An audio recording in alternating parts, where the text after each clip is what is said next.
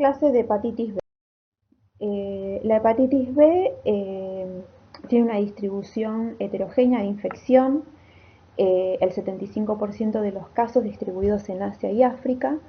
Los países se dividen en baja endemicidad, cuando el dosaje y la prevalencia de antígeno de superficie en la población es menor al 2%, de 2 al 7% de endemicidad intermedia y mayor al 7% de alta endemicidad.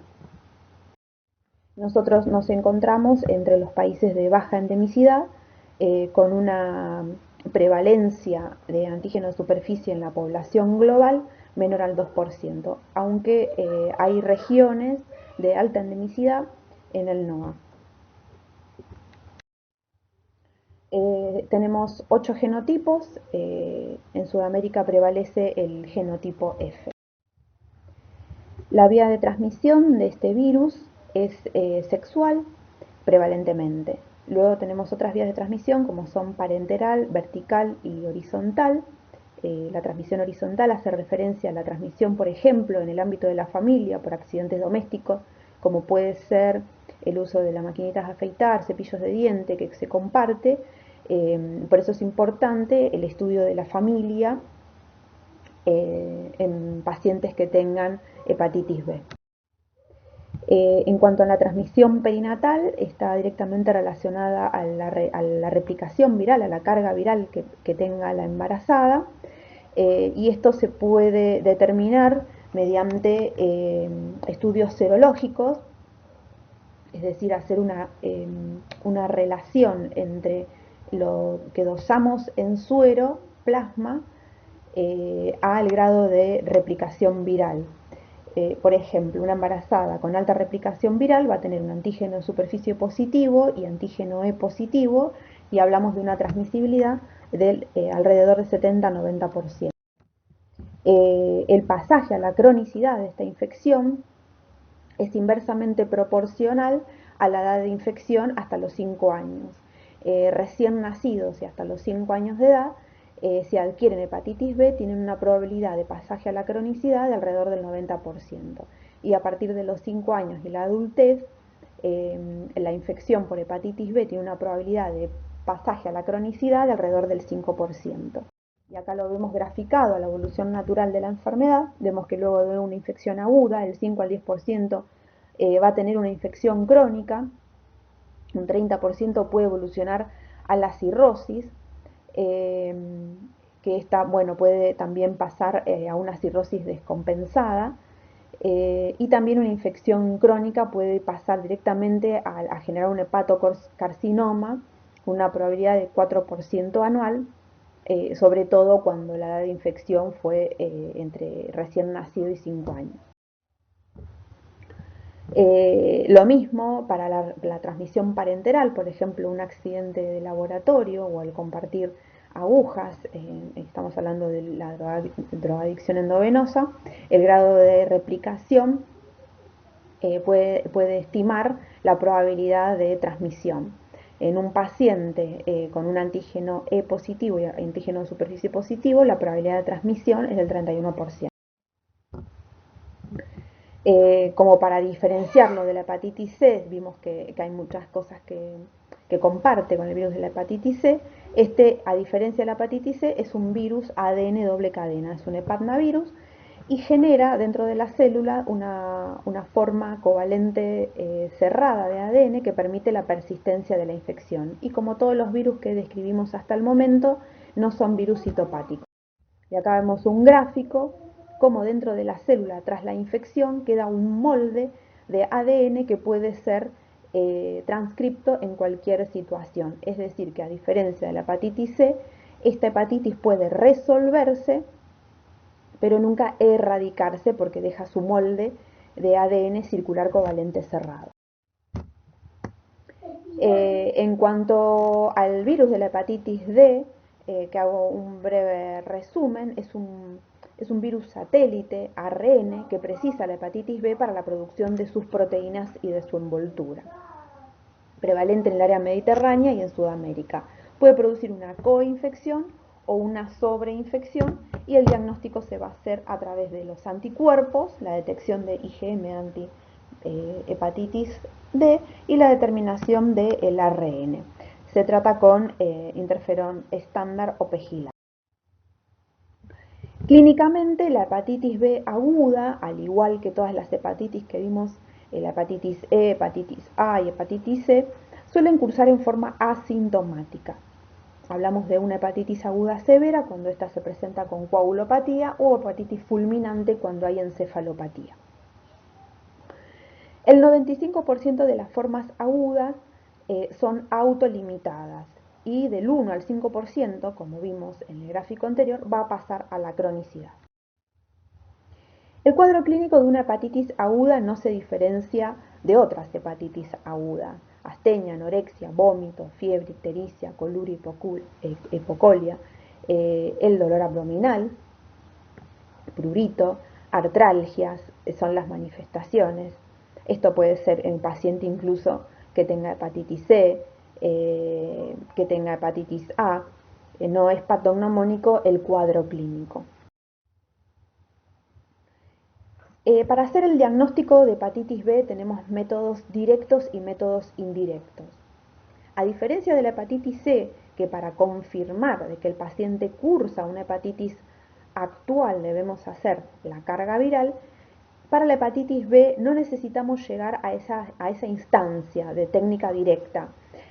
Con los anticuerpos podemos determinar si está cursando actualmente una hepatitis B, si esta es de alta replicación viral, o podemos ver si está haciendo la seroconversión o si se trata de una infección pasada y resuelta, ¿sí? Para esto contamos con el anticore IgM, el antígeno de superficie, el antígeno E, el anti-E y el anti-S. Cuanto mayor es la expresión clínica de una infección aguda, menor es el pasaje a la cronicidad. Podemos ver una curva de una hepatitis aguda que resuelve. Vemos en las primeras instancias el antígeno de superficie y la IgM anticore en una primera etapa. Luego la caída del antígeno de superficie, un par de semanas después aparece el anti-S, y vemos el anticore total en toda la evolución de la infección. Para un diagnóstico de una hepatitis aguda requerimos de la IgM. IgM es lo que necesitamos para diagnosticar la hepatitis aguda, anticore obviamente. En este esquema tenemos 4 columnas para practicar un poco la interpretación de la serología. En una columna tenemos antígeno de superficie, en la otra el anticore total, el anticore IgM y el anti-S. ¿Sí? Para ver simplemente, vamos a ir a la segunda fila, en donde vemos en donde el antígeno de superficie es positivo, el anticore total positivo, la IgM positiva y el anti-S negativo, y estamos frente a una hepatitis aguda. Cuando estamos en una infección en etapa de resolución, desaparece el antígeno de superficie, que es la tercera fila. Tenemos positivo el anticore total y el anticore IgM, y el anti-S puede haber aparecido o no. Vieron que hay unas semanas en donde aún tenemos anti-S negativo, es decir, que puede estar presente o no, y estamos en una infección en resolución porque ya hizo la seroconversión del antígeno de superficie. Una hepatitis resuelta va a tener el anticore total y va a tener el anti-S positivo. Una hepatitis resuelta no va a tener antígeno de superficie ni anticore IgM, ya que anticore IgM es marcador de agudo. Para saber si la persona está vacunada, hacemos el anti-S, y si la persona no tuvo hepatitis B, va a tener negativo todos los marcadores. Y una situación que se nos puede presentar muy a menudo es un anticore total positivo sin ningún anticuerpo. Esto puede ser un falso positivo, ¿sí? O puede tratarse de una hepatitis resuelta. Una de las estrategias que se propone para determinar esta situación de hepatitis resuelta es estimular nuevamente la producción de anticuerpos a través de la vacunación. Se puede hacer una vacunación y dosar anti-S. Si el anti-S es positivo, tras una dosis de aplicación, entonces estábamos frente a una hepatitis resuelta. También se puede tratar de un falso positivo, ¿sí? Y de una hepatitis crónica, que es la forma más infrecuente, que es una forma mutante, una hepatitis crónica que no desarrolla antígeno de superficie y solamente se podría saber haciendo la carga viral de hepatitis B. Eso es algo que está descrito en la literatura, que ocurre muy infrecuentemente.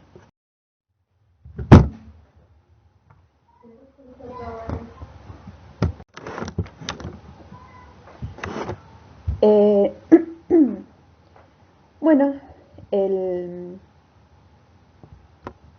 acá vemos nuevamente una diapositiva que nos recuerda la evolución a la cronicidad. Por suerte, a diferencia de la hepatitis C, esta es una hepatitis que resuelve espontáneamente en aproximadamente un 90% de la población y depende de la respuesta inmune inespecífica y luego de la respuesta celular, TH1.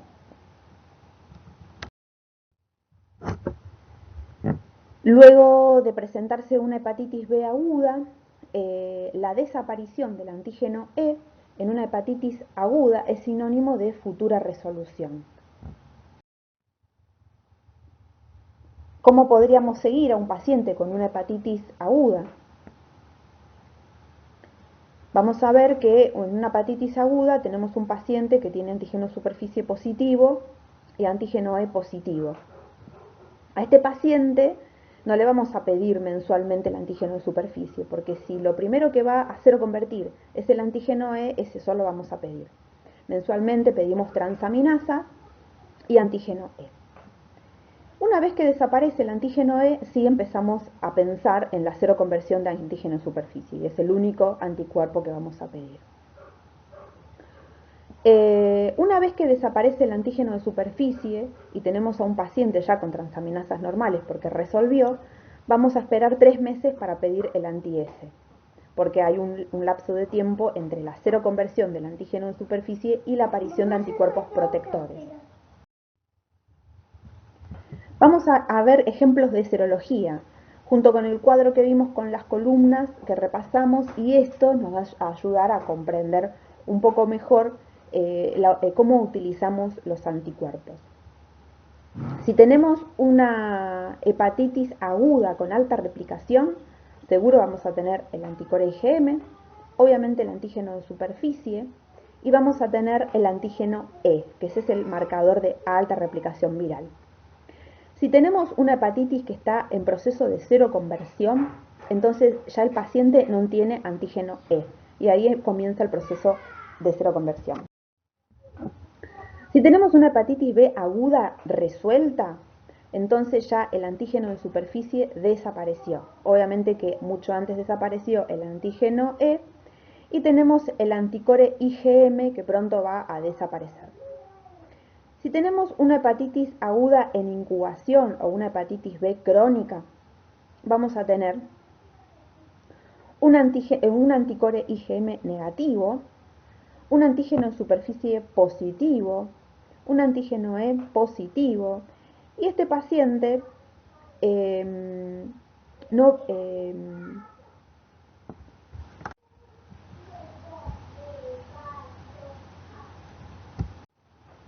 Acá tenemos un ejemplo de una hepatitis aguda que está ya resolviendo, es una hepatitis que ya perdió el antígeno de superficie, ¿sí? Y pronto va a tener la desaparición del anticore IgM. Y en otra etapa vamos a tener el antígeno de superficie persistente con la pérdida ya del anticore IgM, y este es un paciente que está evolucionando la cronicidad. Hablamos de cronicidad, la persistencia del antígeno en superficie por más de 6 meses. Es un paciente que está en etapa replicativa y que tiene el anticore IgM negativo. También podría ser una infección aguda en incubación, es decir, que el dosaje de anticuerpo lo hacemos cuando todavía no tiene el anticore IgM. para definir si estamos frente a una hepatitis aguda, requerimos la aparición del anticuerpo IgM, y si no, porque no sabemos en qué momento de la enfermedad lo agarramos el paciente, este antígeno de superficie debe prevalecer por más de 6 meses. Una hepatitis B crónica. Hepatitis B crónica es aquella que el antígeno de superficie persiste más allá de los 6 meses. Hay un fallo en el control de la infección aguda por la inmunidad celular. Suele haber sido asintomático el episodio agudo. Recuerden la diapositiva en donde a mayor sintomatología, mayor probabilidad de pasaje a la hepatitis resuelta, a la seroconversión.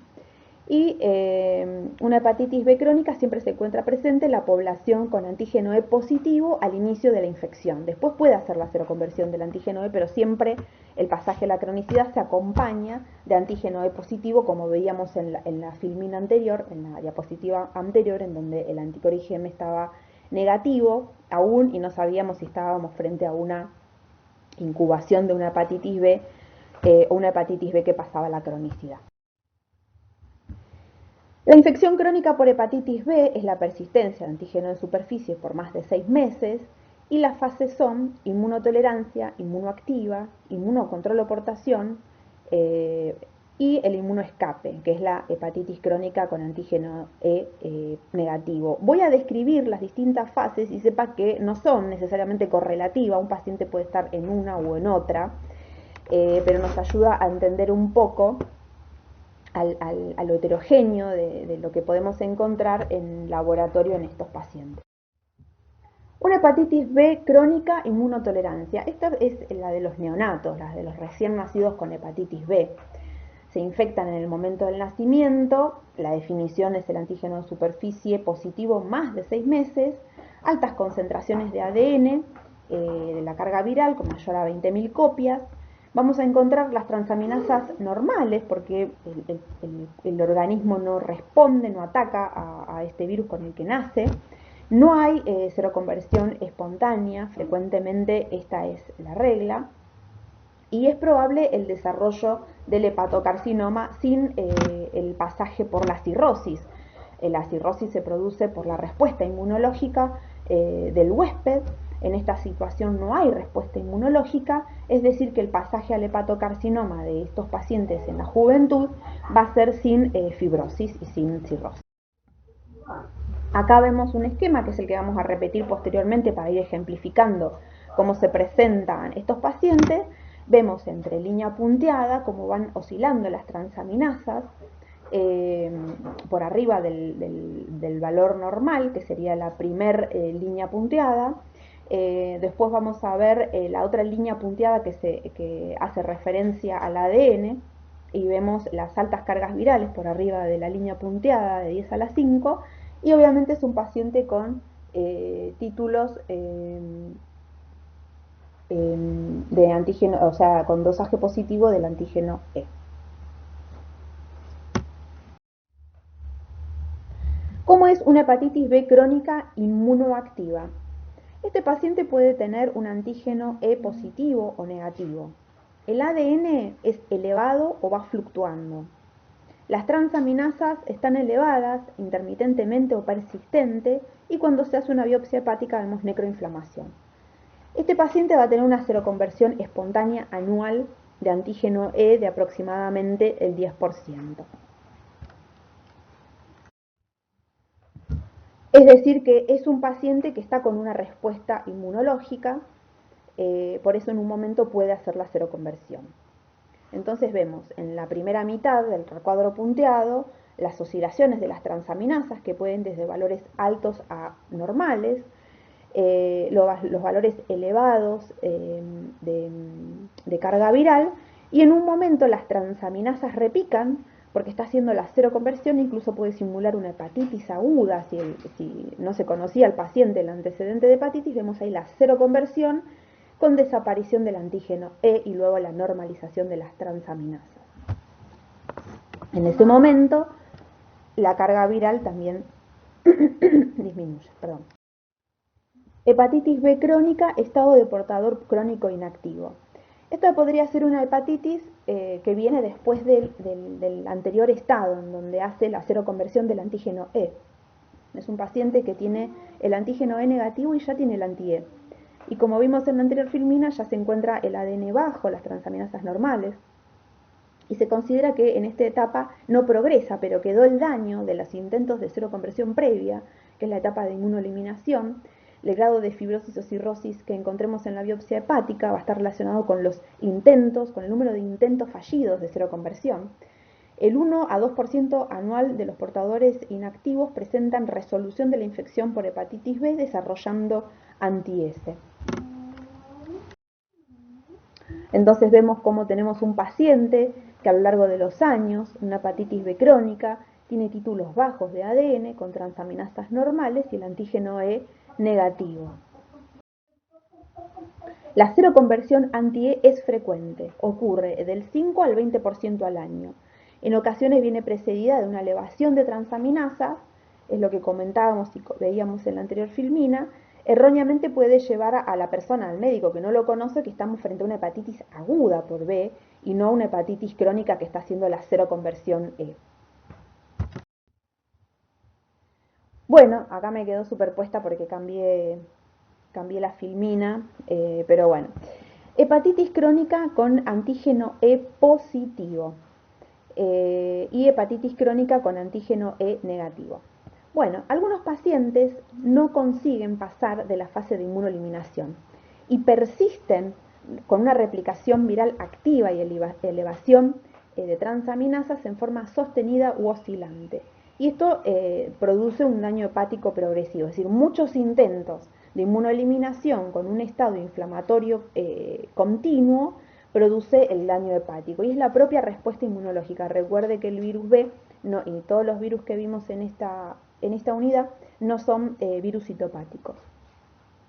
Esto puede darse con positividad del antígeno E, que es la hepatitis crónica con antígeno E positivo, o con negatividad de este marcador. La hepatitis crónica con antígeno E negativo tiene elevaciones persistentes o intermitentes del ADN y también de los valores de transaminasas. Tiene actividad necroinflamatoria, pueden presentarse luego de una aportación inactiva o a continuación de la fase de inmunoeliminación, y la remisión de la infección por hepatitis B en este tipo de hepatitis es muy poco frecuente, ¿sí? Se documenta una tasa de pérdida anual del antígeno en superficie del 0,5%. Es decir, son pacientes que en la etapa de inmunoeliminación, por ejemplo, ¿no? Porque habíamos dicho que no son etapas consecutivas, pero podría ser que un paciente luego de la inmunoeliminación hace la seroconversión del antígeno E, pero continúa con estado inflamatorio. Esa sería la diferencia con el estadio anterior. Hepatitis B resuelta es aquel paciente que tiene el anticore positivo.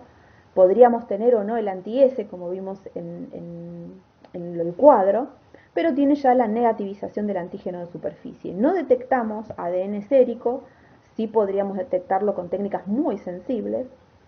No tenemos inflamación hepática, por ende hay transaminasas normales y no tenemos actividad necroinflamatoria si hiciéramos una biopsia. Reactivación de hepatitis B. Como dijimos, queda una cadena de ADN circular covalente cerrado, que es un molde que en cualquier momento puede empezar a leerse, puede en cualquier etapa reactivarse una hepatitis B, por eso hablamos de hepatitis B resuelta y no curada, ¿sí? Un estado de inmunosupresión podría ser el ejemplo. Volviendo al esquema que veníamos viendo en cada etapa, vemos cómo un paciente con transaminasas normales por años y una carga viral indetectable por años, en una situación de la vida, como puede ser un trasplante o una enfermedad autoinmune que requiere la inmunodepresión, puede reactivar una hepatitis B. Acá vemos un ejemplo de las distintas etapas también para ir repasando: inmunotolerancia, inmunoeliminación, inactivo y reactivación. Progresión de enfermedad: una replicación viral elevada se asocia a un riesgo elevado de desarrollar cirrosis y hepatocarcinoma. sobre todo en el sexo masculino, en aquellos mayores de 50 años, consumo de alcohol y tabaco. ¿Cómo evolucionan a la cirrosis en 5 años? Cuando se hace una biopsia hepática se establece el riesgo de evolución a cirrosis. Si encontramos una fibrosis estadio 0,1, la probabilidad de evolución a la cirrosis en 5 años del 0%, 2, 6% y 3, 17%. Cuando elegimos tratar a la hepatitis, ¿cuál es el objetivo a largo plazo? Lo que queremos es suprimir o disminuir de manera significativa y sostenida la replicación viral. Con eso vamos a lograr que no haya una respuesta inmunológica y por ende lesión hepática, y vamos a prevenir la evolución a formas más severas de la enfermedad. La infección no puede ser erradicada. A corto plazo, el objetivo ideal es cero conversión del antígeno de superficie. Y si el paciente es antígeno E positivo, la cero conversión de este antígeno. En pacientes que tienen el antígeno E positivo, que no logran seroconvertir a anti-E, y aquellos pacientes que tienen antígeno E negativo, el siguiente objetivo es el que se busca, que es tener un ADN no detectable durante el tratamiento, que pueden ser con análogos nucleosídicos, o bien tener un ADN menor a 2000 después del tratamiento con interferón pegilado. ¿A quiénes indicamos tratamiento? Los pacientes que están en etapas de inmunoeliminación, que tienen un antígeno E positivo, que tienen una carga viral mayor a 20.000 y que tienen las transaminasas duplicadas, tienen indicación de tratamiento. Aquellos pacientes que están en la fase de inmunoescape, que tienen el antígeno E negativo, la carga viral mayor a 2000 y las transaminasas duplicadas, tienen indicación de tratamiento. Situaciones intermedias, como pacientes que tienen transaminasas normales o elevadas pero que no están duplicadas, o que tienen cargas virales por debajo del límite descripto, uno podría definirlo a través de una biopsia hepática y establecer que a aquellos pacientes que tengan una fibrosis grado 2 se les indique el tratamiento.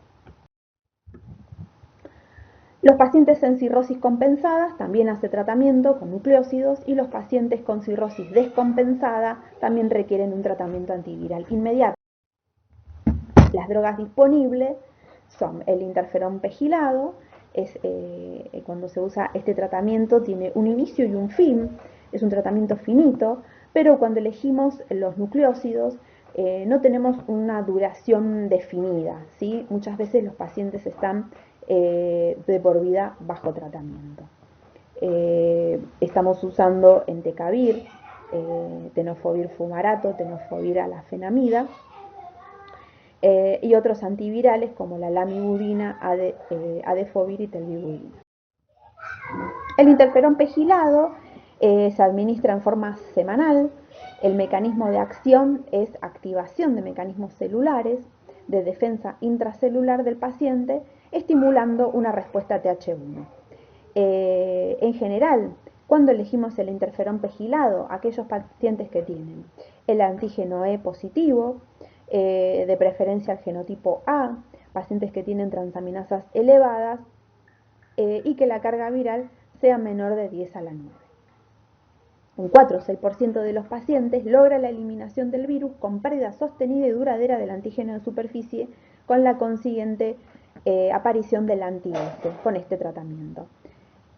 Podríamos nombrar como contraindicación absoluta el embarazo, una hepatitis aguda o la presencia de cirrosis descompensada, entre otros. Cuando usamos nucleosídicos, esto lo que produce es una inhibición de la polimerasa viral. La hepatitis que tiene el antígeno E positivo, que se lo convierten antígeno E negativo a anti-E, y presentan una carga viral indetectable, pueden continuar con los nucleosídicos durante un año más de consolidación.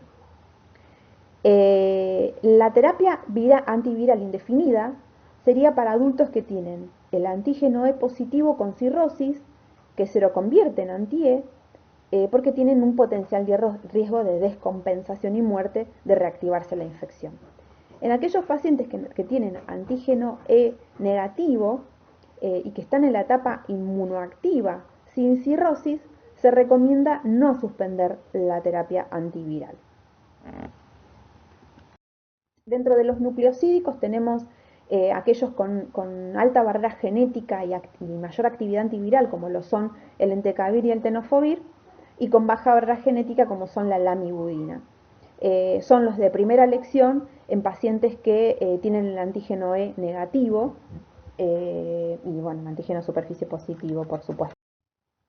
Acá tenemos un ejemplo para repasar las indicaciones de tratamiento y asentar un poco las ideas, ya que a veces es confuso porque, como vieron, es muy variable la hepatitis B. Vamos a ver el ejemplo de un antígeno de superficie positivo y un antígeno D positivo. Este paciente, como habíamos dicho, necesitamos hacerle la carga viral y transaminasas, ¿no? Le hacemos las transaminasas y están normales. Y cuando le hacemos la carga viral, tiene alta carga viral, mayor a 20.000. ¿Sí? Entonces, ¿qué hacemos con estos pacientes? No estábamos en la situación que habíamos dicho, que se presentaban tanto la duplicación de las transaminasas como la carga viral mayor a 20.000. Tenemos uno de los dos criterios, ¿verdad? Bueno, acá vemos que no hacemos tratamiento. Se hace monitoreo de las transaminasas. Cada 3 a 6 meses hacemos monitoreo de la carga viral y hacemos el antígeno E, como habíamos dicho, que vemos si hace seroconversión del antígeno E cada 6 a 12 meses. Eso es lo que haríamos con este paciente y no vamos a tratarlo todavía. Tenemos un antígeno E positivo, pero con las transaminasas altas, pero que no duplican. Y tenemos la carga viral alta. ¿Qué hacemos? Bueno, vamos a tratar de excluir otras causas de elevación de transaminasas, ¿sí? Vamos a tratar de hacer test no invasivos para determinar si esto es producido por el avance de la enfermedad, por la respuesta inmunológica, o bien tenemos que llegar a la biopsia, ¿sí? Y si en la biopsia detectamos una fibrosis grado 2, entonces tenemos que hacer el tratamiento.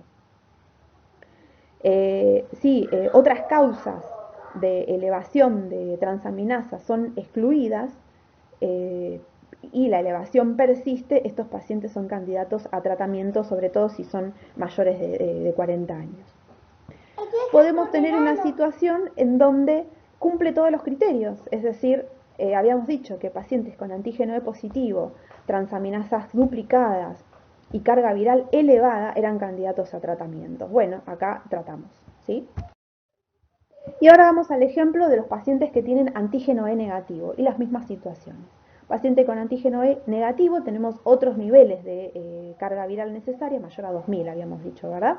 Bueno, vamos al ejemplo en donde las transaminasas están normales y donde tenemos una carga viral mayor a 2000, es decir, tenemos un criterio de los dos que se necesitan. Bueno, en ese caso, si las transaminasas están normales, vamos a hacer monitoreo de las transaminasas y cada 3 meses una carga viral por al menos un año. Y esto lo hacemos cada 6 meses. ¿Sí? Controlamos al paciente y vemos. Después tenemos la situación en donde tenemos menos de 2000, es decir, tenemos transaminasas que están normales y una carga viral menos de 2000. Acá no tratamos, hacemos un monitoreo. Vamos haciendo cada 3 a 6 meses transaminasas y carga viral y mensualmente podemos hacer el antígeno de superficie para esperar la seroconversión. Otra situación puede ser que las transaminasas estén elevadas pero no estén duplicadas y que la carga viral esté elevada. Si las transaminasas están elevadas, tenemos que excluir otras causas de su elevación y determinar la severidad con métodos que pueden ser no invasivos o bien llegada a la biopsia y en estadios de fibrosis 2 tratar. ¿Sí? Cuando la carga viral es menor a 2000 y persisten las elevaciones de las transaminasas, si tenemos pacientes mayores de 40 años, es considerar el tratamiento. Cuando tenemos una situación de duplicación de transaminasas, que es el tercer ejemplo, tenemos duplicación de transaminasas y una carga viral elevada, reúne los criterios en pacientes con antígeno E negativo y tratamos. ¿Sí? Si tenemos la carga viral en menos de 2000, Entonces vamos al mismo ejemplo del que teníamos, en donde consideramos a través de técnicas no invasivas o bien llegamos a la biopsia, ¿sí? Para determinar si se hace o no el tratamiento.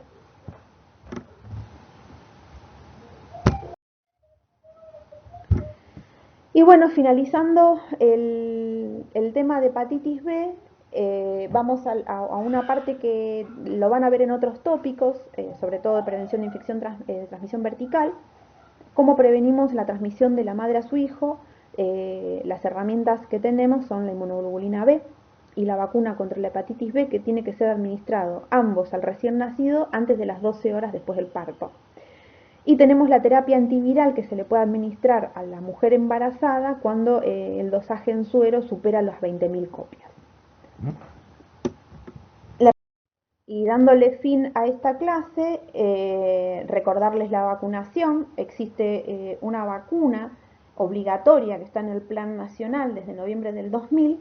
A todos los recién nacidos se les debe aplicar la vacuna de la hepatitis B en un esquema 0,1 a 6 meses. Que existen doble dosis de vacunación que aplicamos a inmunocomprometidos, que el 95% de las personas desarrolla anticuerpos protectores determinado por el dosaje de anti-S en más de 10. Bueno, espero las dudas que podemos charlarlas en el Zoom o mediante el mail.